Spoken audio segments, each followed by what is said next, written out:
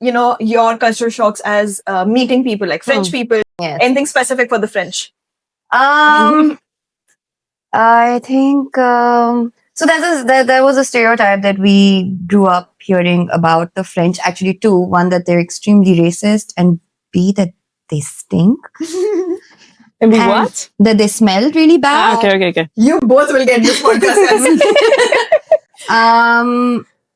I have not, like, it's not like anybody's been racist towards me, and I don't mean to say that in a way that people are not correct about that. I'm just saying it's not my experience, and I feel like it's been very similar to how it would be back in Pakistan, in terms of somebody is just a little more rude than the other. So I'm just like, oh, is it racism or is it just them having a bad day? So I've not had that much of an experience with that, and even people thinking, like, I have friends who are like literally showering all the time, and I'm like, what kind of French are you?